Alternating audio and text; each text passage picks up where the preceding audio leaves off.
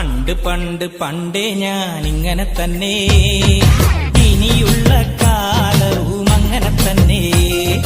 പണ്ട് പണ്ട് പണ്ടേ ഞാൻ ഇങ്ങനെ തന്നെ, ഇനിയുള്ള കാലവും അങ്ങനെ തന്നെ.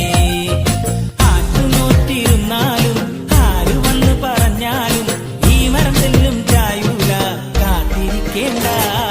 പണ്ട് പണ്ട് പണ്ട് പണ്ട് പണ്ട് പണ്ട് ഇങ്ങനെ തന്നെ.